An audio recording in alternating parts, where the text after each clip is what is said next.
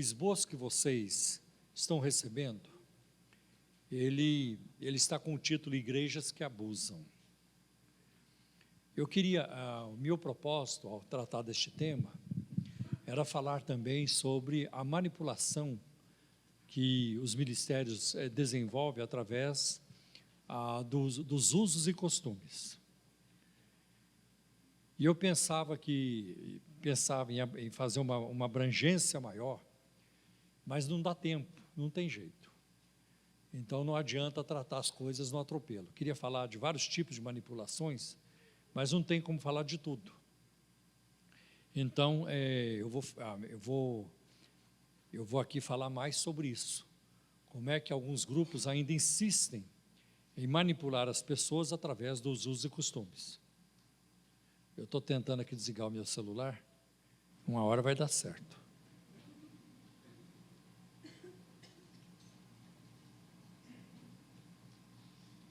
Agora deu.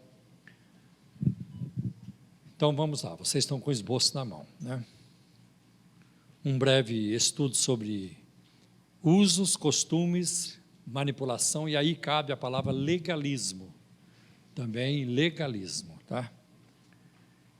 Como eu vou tratar também sobre uniformidade versus unidade, eu coloquei para vocês aí um versículo da Bíblia logo no início, em duas versões, na Almeida Revista e Corrigida e na Almeida Revista Atualizada.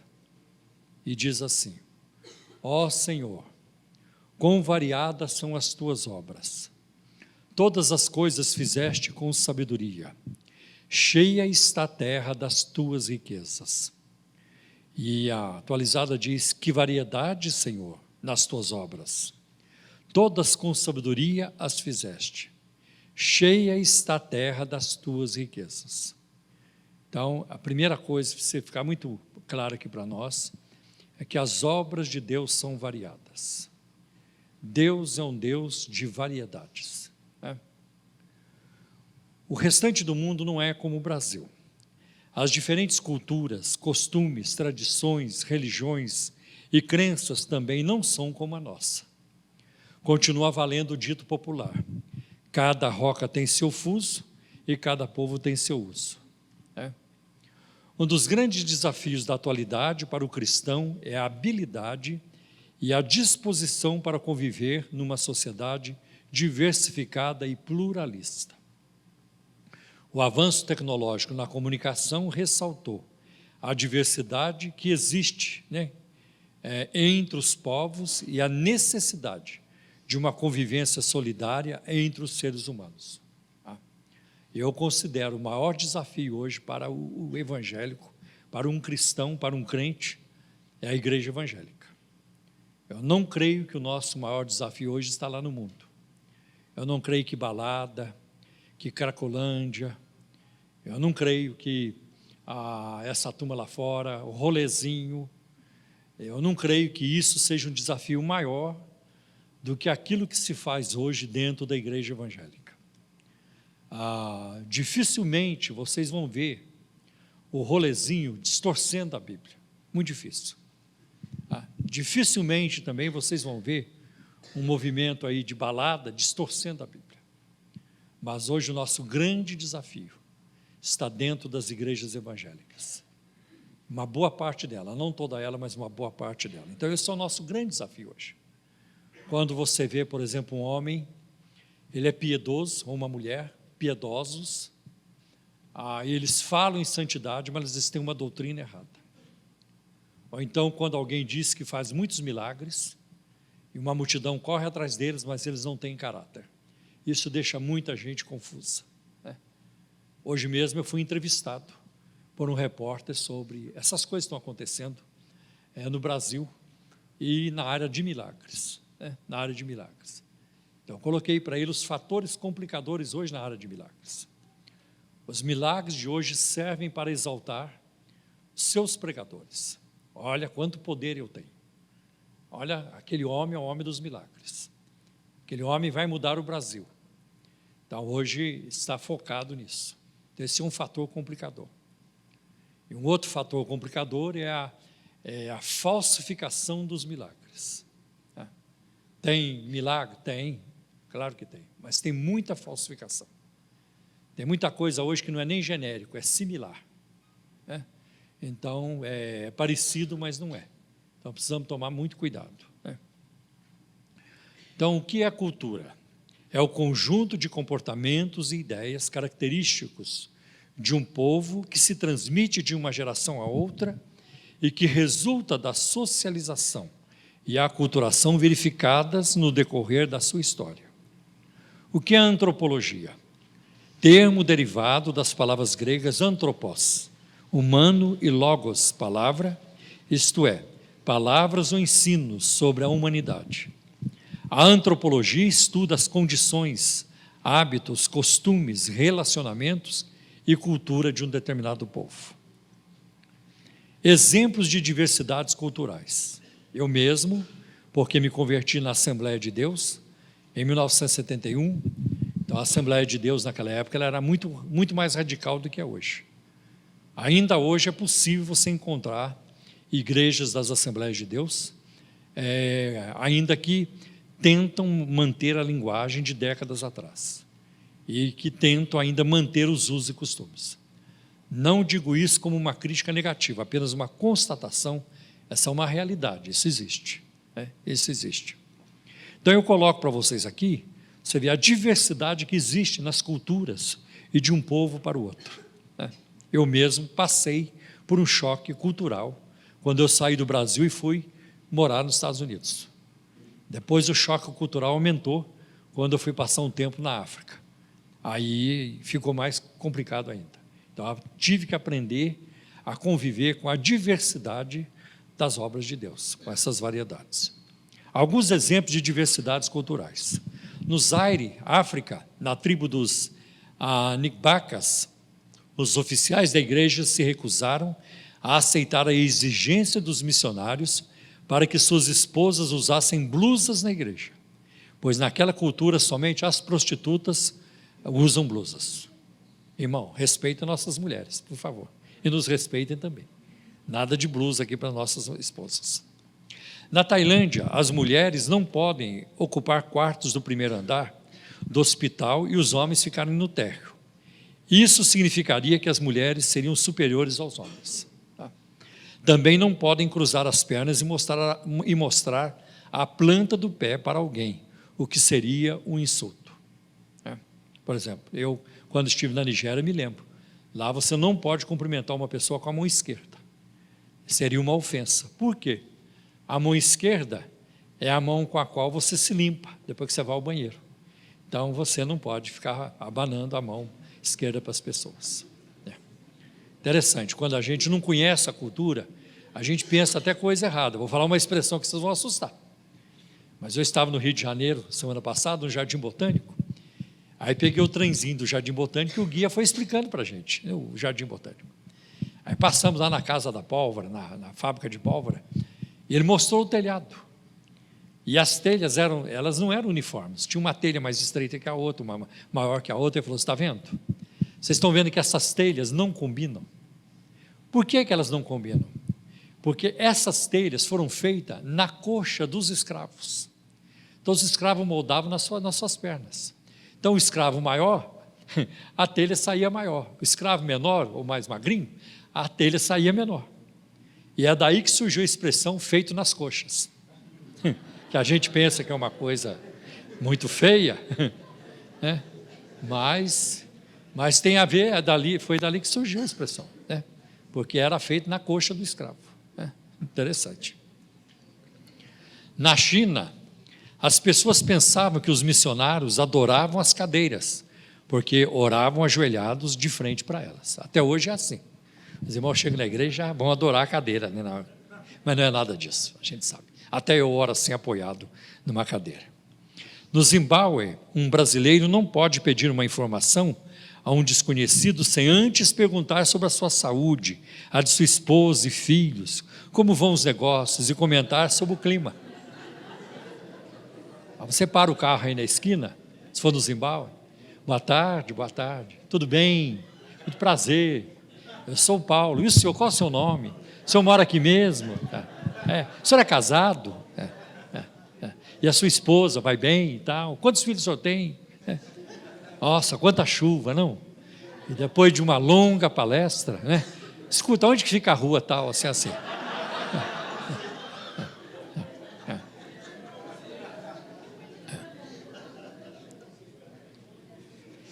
E não é só nisso, porque o americano, você pergunta para ele, how are you? Como vai você? Ele, fine, estou bem.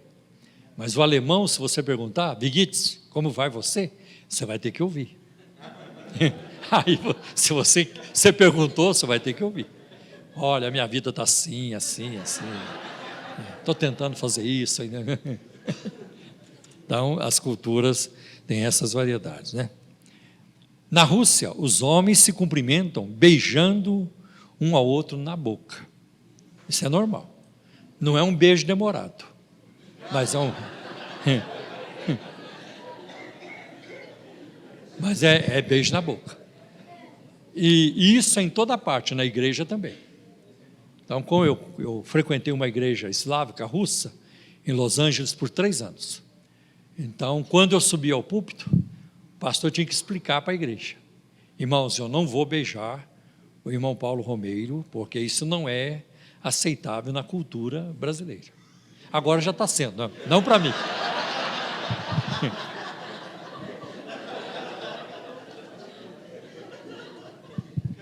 Mas então eu tinha que explicar, porque os russos, quando subiam no púlpito, quando se encontravam, beijavam um ao outro na boca, para eles é normal. Quando os rábios da África querem contar que estão tristes, dizem, meu fígado está doente. Os seus vizinhos do norte, os bambaras, referem-se à tristeza dizendo, meu olho está preto. Isso quer dizer, eu estou triste. É interessante, no inglês tem uma expressão que diz assim, I'm feeling blue, estou me sentindo azul. Então, quando o americano fala, estou me sentindo azul, eu estou meio caidaço hoje, não estou lá grande coisa hoje eu estou meio desanimado. I'm feeling blue, estou me sentindo azul. Nos Estados Unidos, uma boa parte dos homens considera um ato de cavalheirismo abrir a porta para que as mulheres entrem primeiro. Mas na China é o contrário, o ato de cavalheirismo é os homens entrarem primeiro. E tem outra coisa, em algumas culturas, as mulheres não podem sair primeiro do elevador. Quem sai primeiro do elevador é o homem. Por que o homem tem que sair primeiro? Ele tem que sair e olhar para ver se está seguro para a mulher sair. Então essa é a cultura. Então não é falta de respeito, pelo contrário. Ele está cuidando da mulher e honrando a mulher, se ele sai primeiro do elevador para ver como é que está a situação e assim por diante. Então ele em primeiro lugar. Há um povo na Birmânia que não aceita o nascimento de gêmeos. Quando isso acontece, eles matam os bebês, expulsam os pais da aldeia, queimando suas casas e plantações. No Antigo Testamento, era lei o cunhado de uma viúva tomá-la como esposa, a fim de fornecer descendência para o irmão fornecido. Isso se chama levirato. Um bom exemplo é o de Ruth e Boaz. Então você vai ver isso em Ruth capítulo 3, versículos de 10 a 13. Depois Ruth capítulo 4, versículos 4 e 5. Deuteronômio traz a lei do levirato, né? Em Deuteronômio 25, versículo de 5 a 12. E em Gênesis 28 tem um caso desse, muito interessante, que a mulher perdeu, o seu marido morreu, então ela casou-se com o irmão dele, o seu cunhado, para que ele gerasse filho no lugar do seu irmão. Porque o irmão não tinha gerado filho com ela. Mas ele praticou o coito interrompido, né? Ele ejaculava fora da mulher. E o nome dele era Onã, e daí surgiu essa expressão onanismo, né? Veio lá de Gênesis 28. No campo dos idiomas, a variedade também é grande. Para os brasileiros, a linha é colocada no fundo da agulha. Para os americanos, é no olho da agulha. Os otomis do México dizem na orelha da agulha. E para os quequexes da Guatemala, no rosto da agulha. Então, para uns a agulha tem fundo, tem rosto, tem orelha e assim por diante. Para os brasileiros, alguém que tem um grande coração é uma pessoa generosa. Já para os chiluques, quem tem um grande coração, é um pão duro, pois guarda tudo para si, o coração dele cabe muita coisa para ele. Quem tem um coração pequeno é uma pessoa generosa, pois no coração dela não cabe as coisas, ela tem que dar para os outros. Então essa é a forma deles entenderem. A expressão de Jesus, raça de víboras, em Lucas 3,7, é uma severa repreensão aos fariseus. Já no idioma balinês, é um elogio, pois para eles a víbora é um animal sagrado do paraíso. Então, se você chamar aquela mulher uma serpente, que bênção, né? Deve ter muitas virtudes. A expressão fechar o coração, que aparece em 1 João 3,17, aquele que cerra as suas entranhas, ou para com o próximo, ou fecha o coração, significa ter um ataque epilético, tá? para os shows. A expressão bater a porta, que aparece em Apocalipse 3,20, também pode produzir confusão. Para os Zanaquis da Tanzânia, quem bate a porta é ladrão. Para eles, a pessoa de bem não bate a porta, mas chama do lado de fora. Os mineiros também fazem isso. Ou de casa. Eu já vi muito isso. Quando estive na Nigéria, fiquei surpreso de ver as mulheres vindo ao culto com seus seios descobertos. Então, para elas não tem problema nenhum vir caminhar em qualquer lugar com os seios de fora. Agora, unidade ou uniformidade? Muitos líderes cristãos confundem unidade espiritual com uniformidade. A unidade pode ser alcançada quando pessoas livres submetem-se livremente umas às outras. É essencialmente interna. É interna. Ao contrário, a uniformidade ou conformidade é obtida através de controles autocráticos e manipulações variadas, emocional, financeira ou psicológica. Pode ser receitada, medida, monitorada e controlada. Eu me lembro uma vez, um irmão, já não está mais conosco há vários anos, ele queria que eu colocasse uma regra na igreja, que todos os diáconos usassem terno e gravata, né? E eu não quis saber daquilo. Eu fazia isso quando eu estava na Assembleia de Deus. Aliás, assim que me converti, já comprei paletó e gravata, né? Mas hoje eu não penso mais assim. Então, nós não acreditamos mais nisso, porque no momento em que você cria regras, você abre o caminho para o legalismo e para a fofoca. Você viu, o irmão não veio de paletó. Você viu, o irmão estava sem gravata. Rapaz, deve ter acontecido alguma coisa muito complicada. Eu também acho.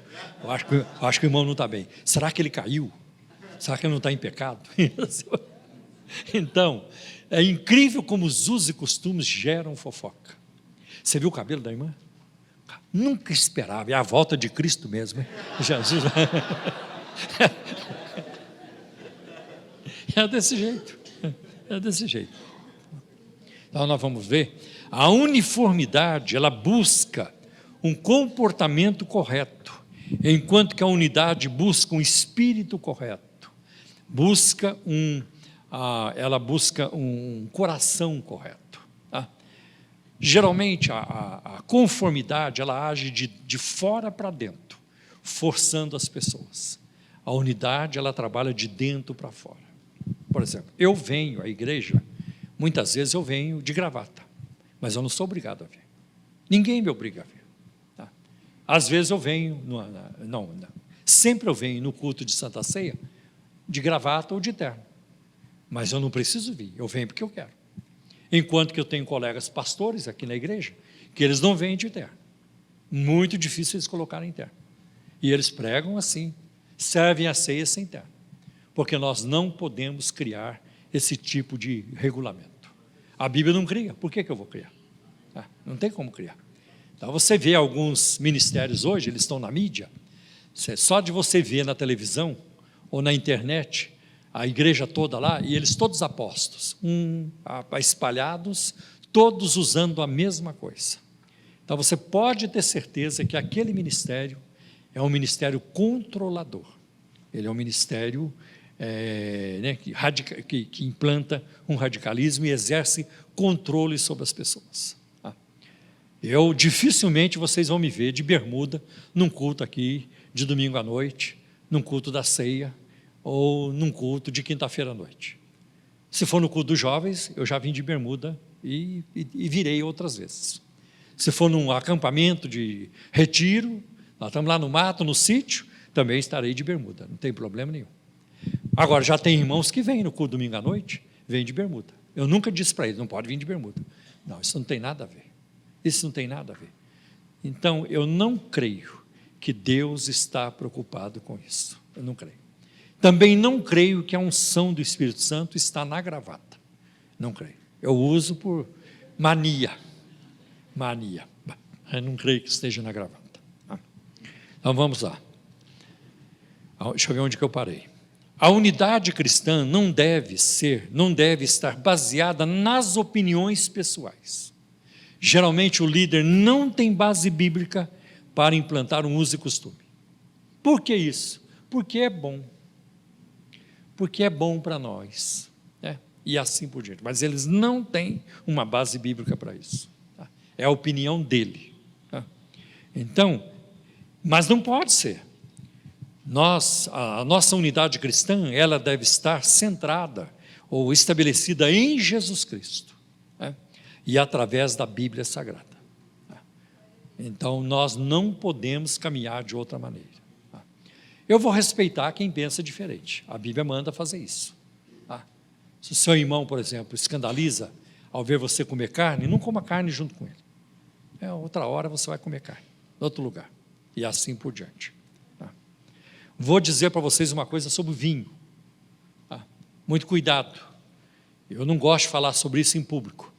Porque pessoas que têm um problema de alcoolismo podem pegar minha palavra e dizer, que bênção, eu não sabia dessa revelação. É muito complicado isso. É muito complicado. Então, eu evito falar disso em público. E no programa de rádio a gente não responde perguntas sobre isso também, porque pode complicar a vida de alguém. E muito.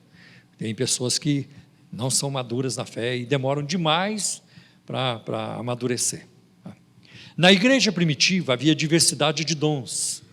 Em 1 Coríntios 12, 4 a 6, Paulo fala assim, a diversidade de dons. Dons da fé, dons de curar, a profecia, a palavra da sabedoria, conhecimento e assim por diante. Havia também diversidade de funções. Em Romanos 12, versículos 4 e 5, trata disso, como também em 1 Coríntios 12, versículo 19, versículo 30. Tem todos os dons de curar? São todos apóstolos? Profetizam todos? Não, a resposta é não. Havia diferentes níveis de maturidade cristã. Havia aqueles que ainda eram meninos, Paulo fala sobre isso, em 1 Coríntios 3, 1. E os experimentados, aqueles que já tinham uma certa experiência, de acordo com 1 Coríntios 2, versículo 6. Havia diversidade de conhecimento. 1 Coríntios 8, versículo 2, versículo 10, versículo 11. Por exemplo, na igreja, ninguém conhece todas as coisas. Tem irmãos que são hábeis na área da música, outros são hábeis na área da administração, outros são hábeis na área do ensino, outros na área de missões, outros têm habilidade para ministrar as crianças, e assim por diante. São várias outros para tocar instrumento musical. Então, existe também essa variedade. Havia diversidade de costumes também. Paulo respeitava isso, né? Fiz-me de grego para ganhar os gregos e assim por diante. E havia diversidade de opinião. Então, fica muito claro que a igreja primitiva não ensinou uniformidade. Não ensinava uma conformidade. E um grande exemplo é de Romanos 14. Uns acham que não pode comer carne, só pode comer legume. Aquele que é fraco, come legume. E aquele que acha que pode, come carne. Irmãos, eu não acho que eu sou tão fraco assim. Então, de vez em quando, eu como uma carninha, com certeza. Né? E um acha que um dia é diferente dos outros dias. Outro julga igual todos os dias. Cada um fica na sua. Então, Paulo estava ensinando isso. Cada um fica na sua. Porque isso não era fundamental. Agora, teve um momento em que Paulo não arredou o pé. Ele não negociou. Não ficou em cima do muro. Na questão da ressurreição de Cristo, fisicamente dentro dos mortos, ele colocou como essencial. Né? Em 1 Coríntios 15. Veja o tratamento de Jesus com os fariseus e o legalismo. O que é o legalismo? É a atitude que identifica padrões morais com observância rigorosa das leis, ou que encara a aceitação de códigos morais como elemento determinante nos limites de uma comunidade. O legalismo religioso concentra-se na obediência a leis ou códigos morais com base, erroneamente, na suposição de que tal obediência é um meio de alcançar favor divino, o favor divino. Agora, talvez você esteja aí perguntando, mas pastor, tem que haver um equilíbrio. É verdade, tem que ter um equilíbrio. Eu não aceitaria, por exemplo, um pastor vir de short aqui na igreja para pregar de short. Aí já foi longe demais. Então, a Bíblia nos ensina o quê? O equilíbrio, a temperança. Os extremos na Bíblia não servem. Quando você é relaxado, a Bíblia ela vai puxar a sua orelha. E se você for radical, vai puxar também. A palavra de Deus nos ensina, não sejas demasiadamente justo. Uma outra versão diz, não sejas demasiadamente santo, porque te destruirias a ti mesmo. Por causa da santidade, uma santidade equivocada, famílias foram destruídas. Famílias foram destruídas. Pastores colocaram seus filhos no mundo. Eu me lembro, eu conheci um pastor em Goiânia, eu ministrei na igreja dele algumas vezes, grandes eventos. E ele rompeu com os costumes da Assembleia de Deus. E ele chegou um dia numa convenção da Assembleia de Deus e disse para a liderança da convenção, vocês foram meus exemplos de vida espiritual. Eu me espelhei em vocês. E eu acreditei naquilo que vocês ensinavam. Vocês foram os meus exemplos. Mas quando eu vi vocês começarem a perder os seus filhos para o mundo por causa do radicalismo, vocês me perderam. Eu não quero isso para a minha família, eu não quero isso para o meu ministério. Então, ele rompeu com essa questão de usos e costumes. Eu também não quero saber disso. Não posso abraçar isso e nem defender uma coisa que a Bíblia não defende. Não tem jeito. Então, nós vamos ver lá. Agora, é muito complicado quando alguém faz isso pensando que vai alcançar o favor divino. Irmão, a gravata, viu, irmão? Isso aí agrada a Deus. Isso é. Tá. Aí você vai lá para Papua Nova Guiné e chega lá e tem um irmão, um índio, superintendente da Assembleia de Deus, está de tanga e colar no pescoço. Glória a Deus, irmão, glória a Jesus. E aí? Então, isso é conversa fiada. Isso é conversa fiada. Agora, temos que ter um limite? Temos que ter. Eu tenho ensinado continuamente, não apenas aqui na ICT, mas aonde eu passo, pedem a minha opinião, eu falo. Está errado uma mulher usar minissaia, uma mulher cristã, uma moça cristã usar minissaia. Está errado, frente única. É muita carne à mostra. Você já viu algum homem usando camisa frente única? Eu nunca vi. Você já viu? Paletó frente única. Você já viu? Eu nunca vi um pastor, um pregador, um obreiro, vir para a igreja, nossa, diferente o terno do irmão, né? Terno frente única, alguma coisa assim. E com as costas de fora. Se nós aguentamos um pouquinho o calor, por que as mulheres não podem aguentar? Por amor ao equilíbrio doutrinário, a um bom testemunho. Sabe, as mulheres, elas têm uma riqueza de diversidade na área da vestimenta. Elas podem variar muito, muito mais do que nós. Nós não temos muitas opções. Os homens é aquilo ali, é o terno. Às vezes varia de um botão para 2, às vezes de 2 para 3, e de 3 volta para 1. Não tem outro jeito. É uma listinha aqui, outra ali, não tem muita cor variada. É muito difícil você ver um homem com terno vermelho. Eu, por exemplo, nunca vi. É complicado. Cor de rosa também é meio difícil. Tem, eu sei, mas é meio difícil. Então, agora as mulheres não, elas não têm limite. É uma variedade enorme, elas têm muitas possibilidades de escolhas. E por que elas têm que se vestir de uma maneira a produzir, a promover a cultura da sensualidade? Isso está errado. A mulher com cintura baixa, a blusa aqui em cima, a barriga de fora. É um negócio ridículo, né? E isso, para mim, é antibíblico, não está certo. Então, você pode se vestir bem, colocar suas joias, um punhado de coisa, mas você pode honrar a Deus com a sua forma de se vestir. Os fariseus apareceram no 2º século antes de Cristo. No princípio eram chamados de Hashidim, os leais de Deus. Depois passaram a ser chamados de fariseus, os separados. Eram os guardiães, os guardadores da lei mosaica, a Torá. Acreditavam que ter a guarda da lei era a prova de que eles eram o povo escolhido de Deus. Jesus dirigiu suas críticas mais duras aos fariseus. Foi o grupo com quem mais Jesus ali pegou pesado, cujo legalismo os havia levado para longe do propósito e da vontade de Deus. E eu tenho muito medo disso. O ministério da apologética, você tem que tomar muito cuidado para você não virar um legalista, um fariseu.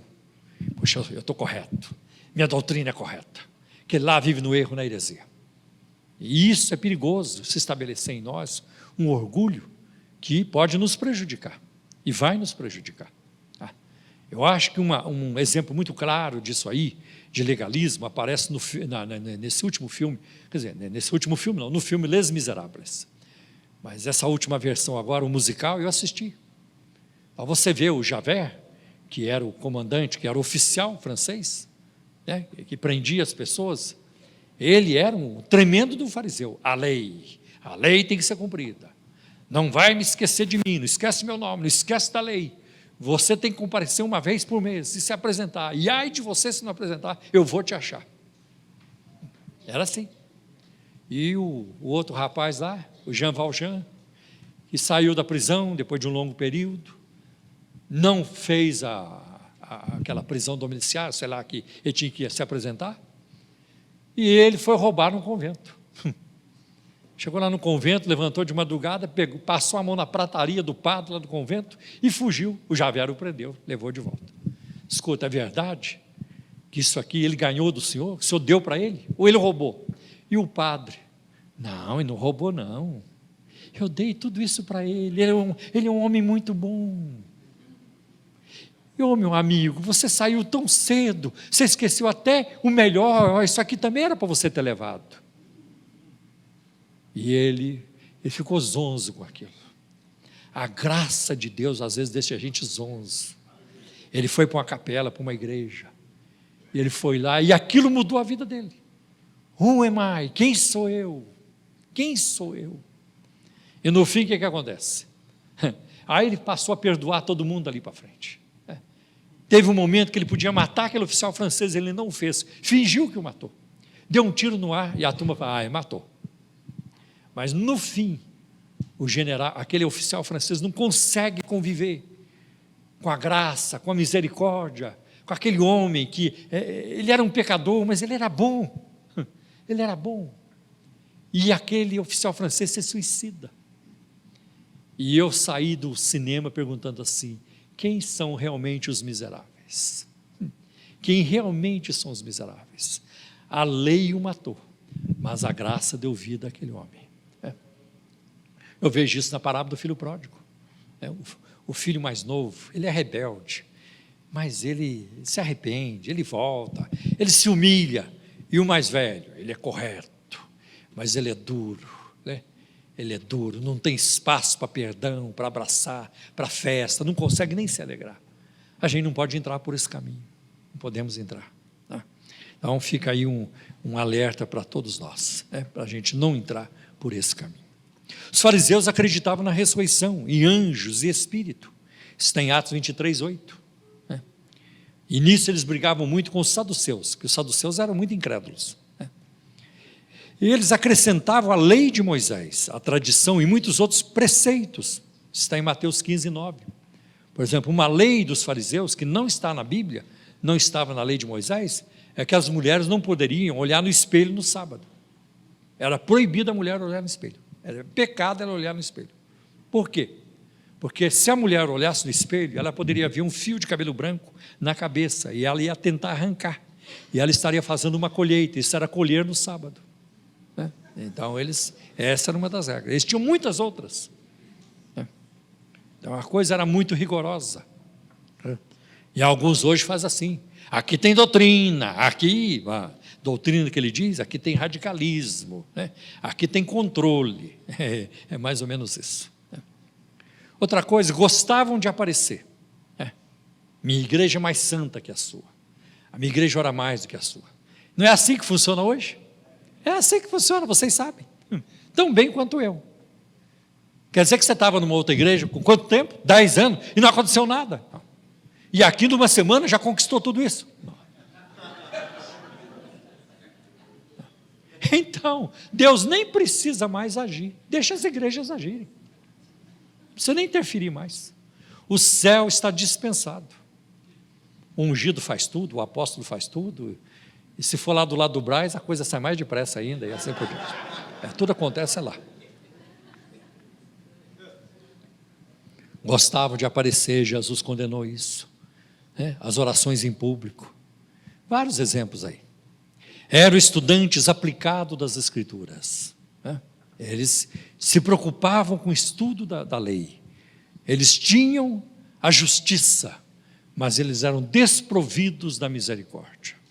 Esse é o grande lance. Se o nosso Deus fosse apenas um Deus de justiça, nós não teríamos a menor chance. Mas a justiça e a bondade, a justiça e a misericórdia caminham juntos, né? São atributos da divindade. Outra coisa, eles mantinham a esperança messiânica, o Messias virá. Eram esforçados em dar esmola.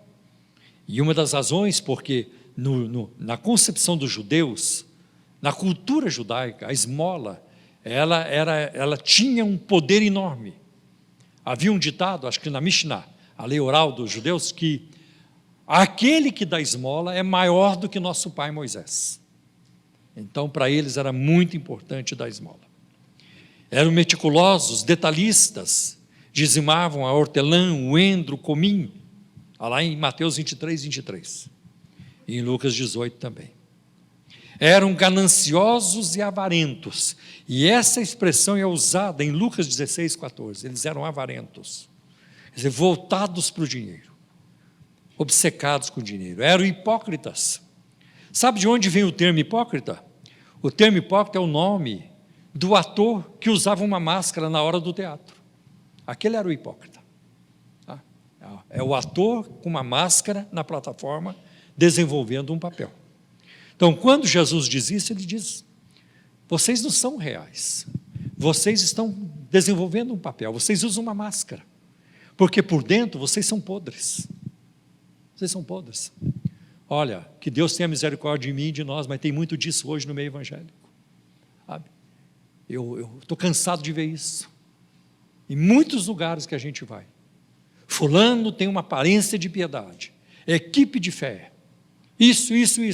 Mas eles vivem uma vida muito comprometida. Muito comprometida. Né? Eram hipócritas, né? Então nós já vimos isso, está em Mateus 23, 23. Para Jesus eram espiritualmente cegos. Mateus 23, 16. Né? E Jesus disse: quando o cego dirige outro cego, ambos cairão no buraco. Veja a questão do legalismo hoje. A maior parte das igrejas pentecostais vem promovendo, ao longo das décadas, um código de regras, usos e costumes que não passa pelo crivo das Escrituras Sagradas. Como é possível alguém que diz amar a Deus e que quer fazer a sua vontade, ao mesmo tempo ensinar aquilo que a palavra de Deus não ensina? Por exemplo, eu não entendo. Até hoje é possível você encontrar igrejas onde não pode bater palma. Você termina de cantar uma música. Essa semana eu estive numa igreja assim. Cantou a música, eu quase que pequei. Eu já ia começando, falei, opa, aqui não pode. Então, como é que eles convivem com o Salmo 47? Batei palma todos os povos. Né? Então, não faz sentido. Para mim é uma forma de desonestidade. As pessoas não são honestas. Né? E para você se libertar de usos e costumes, você vai ter que chegar à conclusão de que eu estou errado. Existe uma forma de orgulho ligada ao uso e costumes. Existe uma forma de orgulho ligada ao uso e costumes. Você não quer ceder, não, mas sempre foi assim, não pode mudar. Não, você tem que caminhar com a palavra de Deus. É o que a palavra de Deus mandar. Se eu perceber, ou se alguém me mostrar, que aqui na Igreja Cristã da Trindade, nós estamos fazendo algo que é contra a palavra de Deus, nós temos que mudar, nós temos que seguir a Bíblia. Porque quando você segue a Bíblia, fica fácil de explicar. É fácil explicar. Agora, quando você não caminha pela Bíblia, você vai enrolar. É por causa disso, é por causa daquilo, sabe? É uma ginástica. Então, isso existe. Tá? Bom, deixa eu ver onde que eu parei aqui. Talvez seja difícil entender, mas é o que tem acontecido. Vejamos alguns exemplos extraídos de uma denominação pentecostal. Eu tenho aqui, vou colocar para vocês, e também não é uma crítica negativa, mas apenas a constatação da realidade. Por exemplo, a Deus é Amor. Davi Miranda construiu um ministério com posturas bastante radicais. Apesar de dirigir-se aos ouvintes através dos seus programas de rádio, dizendo: meus irmãos católicos, meus irmãos espíritas e meus irmãos evangélicos, a Igreja Deus e Amor rejeita a interação com qualquer grupo religioso. O radicalismo da denominação pode ser observado no seu código de usos e costumes. O regulamento interno, eu tenho o regulamento interno da Deus e Amor na minha estante. Demonstra também o regulamento interno, demonstra também o seu antagonismo às demais denominações cristãs. Eu vou citar apenas alguns regulamentos de lá. Sobre membros e obreiros fazerem curso de teologia e outros cursos bíblicos ou aprender a tocar instrumentos em outras igrejas, pelo motivo de vários problemas surgidos, não é permitido. 1 Coríntios 15, 33. Isso está na página 11 do regulamento interno. Tá? Então, nem instrumento musical. A ordem na casa do Senhor. Pessoas que entram na igreja para assistir o culto, de bermudas ou de shorts ou com roupas escandalosas. Se as pessoas aceitarem cobrir a sua nudez com aventais ou panos, aí poderão ficar no culto.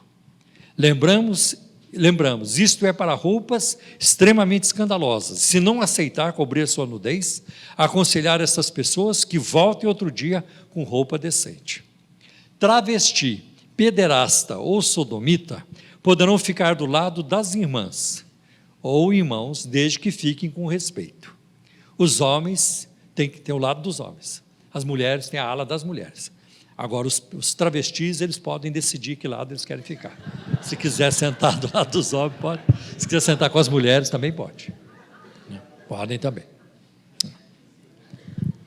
Videocassete. Não é CD, não é Blu-ray, não, é videocassete mesmo. Não é permitido o uso de videocassete. E quem tiver será suspenso até a diretoria julgar. Sobre ter filmadora e projetor de filmes, é permitido desde que não seja reproduzido em videocassete, pois o videocassete não é permitido o seu uso, e quem usar será punido de acordo com 1 João 2,15 a 17. Controle de natalidade, aqui só tem o nome natalidade. As irmãs tomarem anticoncepcional, em nenhuma hipótese é permitido. 1 Timóteo 2,15. Assim como também não é permitido o uso de preservativos ou qualquer maneira antinatural de evitar a gravidez. Também homem ou mulher operar para não gerar filhos não é permitido. Os transgressores serão punidos. Ai de vós. Bebidas alcoólicas. Tomar bebidas alcoólicas, todos os tipos e marcas, inclusive vinho e cerveja caracu.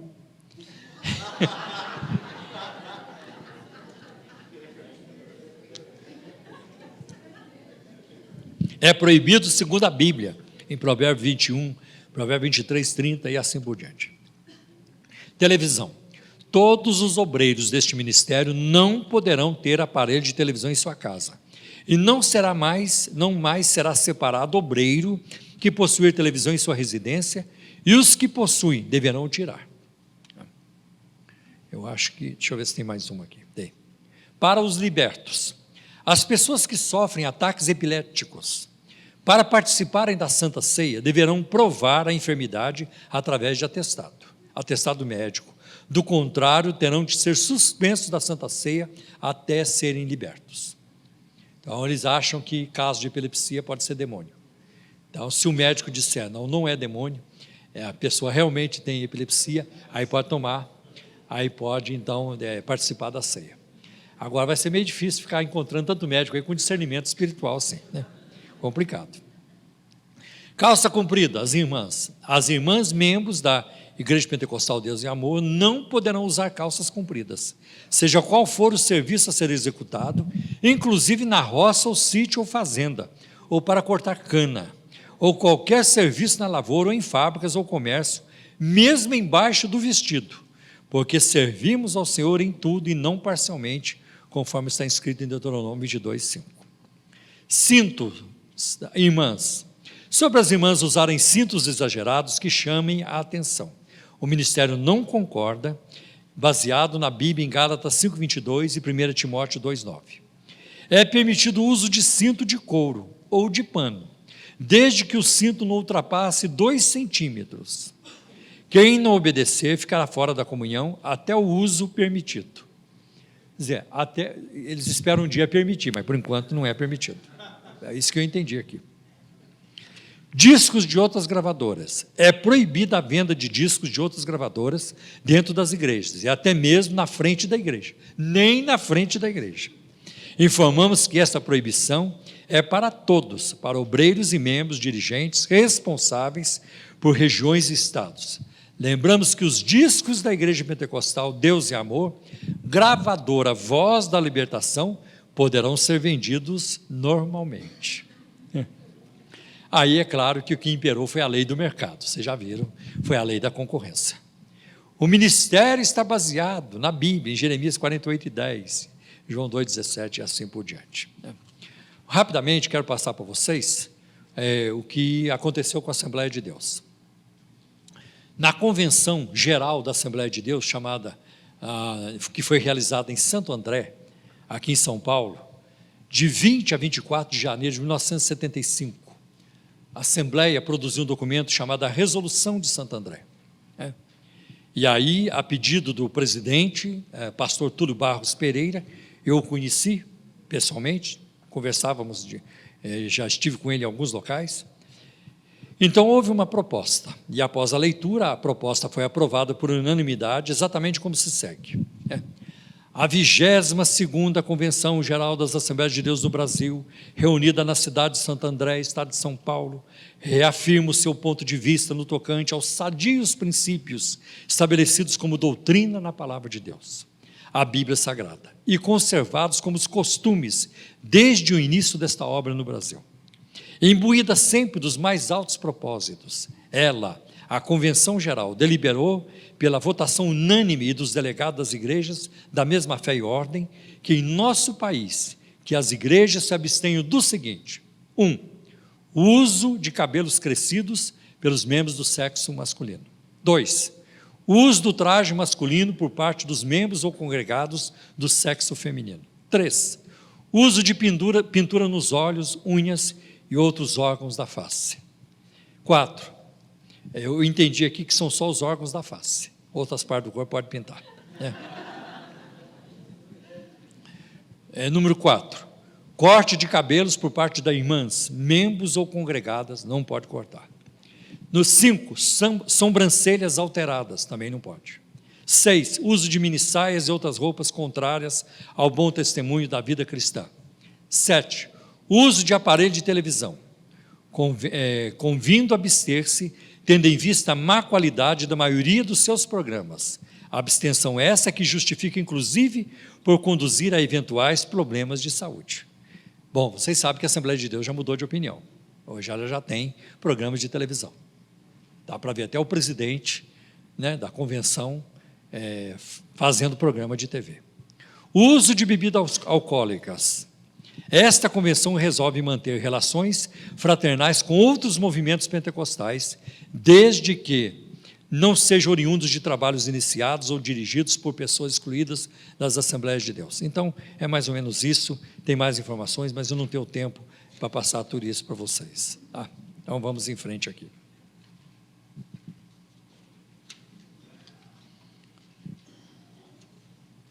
Espera aí, alguma coisa está errada aqui na minha sequência. Só um momentinho. Sim. O legalismo hoje. O que a Bíblia ensina, o que a Bíblia quer dizer com o termo vaidade? Porque para muitos pentecostais, vaidade é pintar o rosto, é maquiagem. Quando a Bíblia fala de vaidade, nos livros da sabedoria, principalmente Eclesiastes, vaidade das vaidades, toda vaidade. Vaidade significa a efemeridade, a vulnerabilidade da vida humana. A vida humana é muito frágil e ela passa muito depressa. É isso que significa o termo vaidade. O que a Bíblia diz sobre joias, roupas e adornos? A Bíblia sempre vai recomendar o equilíbrio e não a abstenção.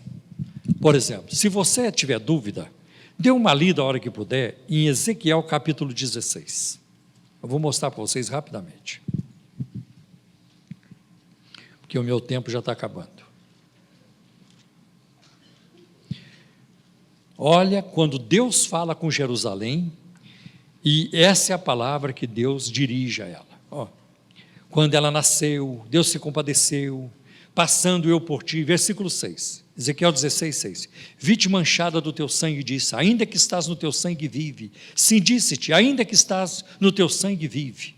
Eu te fiz multiplicar com o renovo do campo, e cresceste, te engrandeceste, alcançaste grande formosura, avultaram os seios e cresceu o teu cabelo, mas estavas nua e descoberta.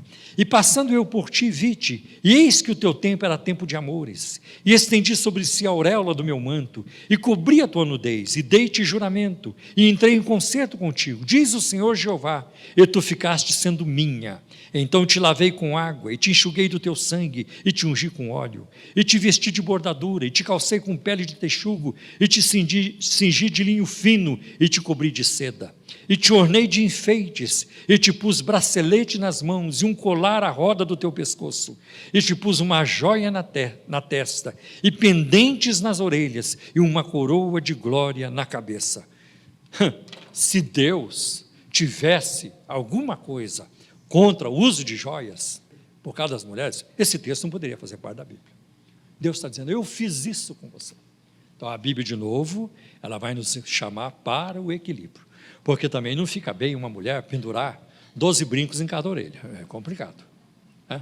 Ou botar tanto colar no pescoço que ela não consegue andar de tanto peso. Então aí é o equilíbrio. Então é muito importante ter isso em mente. Os textos preferidos dos usos e costumes, Deuteronômio 22 e 5, mulher não veste roupa de homem, mulher não vestirá roupa de homem, nem homem vestirá roupa de mulher. Eu também concordo, minha mulher nunca vestiu minhas roupas, eu nunca saí de casa, nem dentro de casa também, usando roupa da minha mulher. Nunca cheguei para minha mulher, escuta, as minhas cuecas não tem nenhuma seca, posso meu bem, nunca aconteceu isso. Nunca aconteceu. Então, e a minha mulher nunca usa minha roupa, também não. Agora dizer que calça comprida, que é feminina, é roupa de homem, caramba, eu não consigo usar uma calça comprida feminina, não usaria. Aliás, tudo indica que eu vá para a Escócia a qualquer momento esse ano. Eu já sei que eu estarei lá numa igreja presbiteriana. Eu vou ter que usar saia. E não vou ter problema nenhum. É o kilt que eles chamam. É o kilt. Vou usar o kilt. E vou tirar foto. Senão a turma não vai acreditar. Porque é a cultura deles. É a cultura deles. Eu poderia falar um punhado de coisas sobre isso. Então, vamos lá. Este versículo de Deuteronômio condena o travestismo, ou condena defender o homossexualismo valendo-se de uma religião. É isso que este versículo está condenando. Agora veja, um versículo que eu já ouvi muito ser usado, e de Isaías 3, versículo 16 a 26. E está escrito assim, sobre as mulheres de Sião. O Senhor diz, por causa da arrogância das mulheres de Sião, que caminham de cabeça erguida, flertando com os olhos, desfilando com passos curtos, com enfeites tinindo em seus calcanhares. Essas mulheres são altivas, essas mulheres são arrogantes, são ímpias. O Senhor, olha o que o Senhor vai fazer com elas. O Senhor rapará a cabeça das mulheres de Sião. O Senhor porá descoberta as suas vergonhas. Naquele dia o Senhor arrancará os enfeites delas. Porque elas não prestam, elas são ímpias, Deus vai tirar os enfeites delas. Porque se elas fossem mulheres piedosas, Deus não arrancaria os enfeites. É isso que quer dizer o versículo. É incrível como eles não entendem quando eles veem isso. É incrível. E aí vamos continuar. As pulseiras, né? Eu vou repetir o 18. Naquele dia o Senhor arrancará os enfeites delas, as pulseiras, as testeiras e os colares, os pendentes, os braceletes e os véus. Porque elas são ímpias, eu vou arrancar essas coisas delas. Agora hoje não. Se você quer ser santa, você tem que se vestir como as mulheres ímpias de Sião. Elas não usavam enfeite, o Senhor arrancou o enfeite delas. Não, é exatamente o contrário. Aí vem os enfeites da cabeça, as correntinhas do tornozelo, os cintos, os talismãs, os amuletos, os anéis, os enfeites para o nariz e assim por diante, né? Então tem as roupas caras, capas, mantilhas e as bolsas, os espelhos, as roupas de linho, as tiaras e os chales, e assim por diante. Em vez de perfume haverá mau cheiro, em vez de cintos, corda, em vez de belos penteados, calvície, em vez de roupas finas, vestes de lamento, em vez de beleza, cicatrizes. 1 Coríntios 11:15, a Bíblia fala sobre o cabelo da mulher. A mulher deve ter o cabelo crescido. Mas você não encontra na carta aos Coríntios ou qualquer lugar no Novo Testamento que é proibido a mulher cortar o cabelo. Ninguém consegue apontar isso. Aqui está, pastor, que a mulher não pode cortar o cabelo. O cabelo da mulher deve ser crescido. E deve ser mesmo. Assim como o cabelo do homem também não deve ser crescido. Tem que haver uma diferença. É muito complicado. Você olha numa pessoa, você fica em dúvida. O que é aquilo? Vocês sabem disso. Agora, quando você olha numa pessoa pelo cabelo, pela postura, pela forma de se comportar, você sabe. Não, aquilo é homem. Aquela pessoa é um homem, aquela pessoa é uma mulher. É isso que a Bíblia quer distinguir. 1 Timóteo 2,9, o comportamento feminino, né? As mulheres se vestir com modéstia. Isso é repetido em 1 Pedro, capítulo 3, versículo de 1 a 6, o comportamento da mulher cristã. E outros assuntos. Algumas denominações proíbem o homem de crescer a barba. Ridículo isso. E eu convivi com isso. E de fato, eu nunca deixei minha barba crescer. Eu faço a barba quase todos os dias.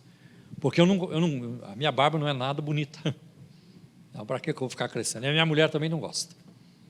Então eu faço a barba. Mas dizer que a Bíblia proíbe o cristão de deixar sua barba crescer, você pega o livro Heróis da Fé, publicado pela CPAD, Casa Publicadora das Assembleias de Deus. Logo na capa, os heróis estão todos lá. E John Wesley, e Spurgeon, e Moody, e uma turma. Todos de barba. E essa mesma denominação vai dizer, não pode deixar a barba crescer. Os nossos heróis podiam, mas eles não. Arão também pode ter barba. Jesus tinha barba, tudo indica que tinha. Pega em Isaías capítulo 50. É um texto messiânico. Eles arrancaram os cabelos da minha barba. Então não faz sentido isso. E é interessante que quando passa para Deus amor, não pode nem bigode. Na Assembleia pode bigode. Bigode é permitido, a barba não. Eu queria saber a diferença de crescer aqui e aqui. Aqui é pecado, aqui não. Não faz sentido. Por isso que eu digo, queridos, vamos nos alinhar com a Bíblia, que aí fica fácil explicar. Quando você sai da Bíblia, não dá para explicar. Você vai ter que enrolar. Não, porque é assim que nós aprendemos, porque já vem os nossos pioneiros nos ensinaram errado. Então alguém ensinou errado, você vai continuar no erro o tempo todo. Não é assim que funciona. Então você tem que manter fidelidade à palavra de Deus. Não acredito que o Espírito Santo inspirou a Bíblia para colocar esse jugo sobre as pessoas que nada tem a ver com aquilo que ele inspirou. Bater palma, já falei. Televisão, também nós já temos. Né? E lazer. Esses dias eu vivi um caso de amor com o mar. Fui lá para Borosseia. Ai, que coisa linda. 20 quilômetros depois de Riviera de São Lourenço. O irmão aqui da igreja tem um apartamento lá. Foi a segunda vez. A gente ia para o mar às 5 horas da tarde. Ficava até 8 horas da noite. Que bênção que foi. Que refrescante, edificante, relaxante. Foi uma bênção. E a gente glorificava a Deus. E outra, mas lá na praia está cheio de mulher, assim, aqui também está. E às vezes não precisa ir lá na rua, não, dentro das igrejas. Dentro das igrejas. Então, Deus fez a natureza, mas nós não podemos, não é para nós, é para o ímpio que desceu. Coisas boas da natureza é para o ímpio, não é para nós. Então não dá para conviver mais com isso. Eu não falei hoje sobre a CCB, Congregação Cristã no Brasil, mas também tem um código bastante rigoroso nessa área. Sabe, o que é mais importante? A salvação em Jesus Cristo. Sabe? Aquilo que vem de dentro para fora. Eu quero fazer. A frase de Agostinho, Santo Agostinho, é muito importante. Ame a Deus e faça o que você quiser. Por que os pastores têm tanto trabalho com uso e costume? Olha, jovem rebelde, aqui tem irmão rebelde, o tempo todo. Porque as pessoas não foram transformadas interiormente. Elas estão sendo pressionadas. São pressionadas continuamente. Porque se uma pessoa se converte e ela passa a viver em intimidade com Deus, ninguém precisa ficar atrás. Ela quer fazer a vontade de Deus. O que o Senhor quer que eu faça, Senhor? Ninguém precisou perguntar para Saulo de Tarso, lá em Atos 9, e aí, Saulo, o que você vai fazer agora? Quero ver. Ninguém precisou perguntar. Ele perguntou para Jesus, o que queres que eu faça, Senhor? Eu não preciso disso. Ninguém precisa me alertar todo dia. Paulo, não adultera não, viu? Paulo, não rouba não. Paulo, não passa cheque sem fundo. Paulo, não bate na mulher, na esposa. Paulo, não dá o soco na cara do irmão quando ele te... Não, ninguém precisa me alertar disso. O Espírito Santo que habita em mim, e Ele falando comigo através da sua palavra, é o suficiente. Eu não preciso de ninguém ficar cobrando isso de mim. E aí, Paulo, você já orou hoje? Você já leu a Bíblia? O Espírito Santo cobra isso da gente. Agora, quando você tem numa igreja o controle, e o controle vem até através de profecias, eis que eu vou te deixar calva, eis que eu vou te pôr numa cama, porque a irmã cortou um pouquinho do cabelo, agora vai cair tudo. Isso não tem nada a ver com Deus da Bíblia, não tem nada a ver. Então nós precisamos tomar muito cuidado com essas questões, amém? Que Deus abençoe vocês. Os usos e costumes, os abusos, o legalismo, manipulação, eles vão continuar, porque infelizmente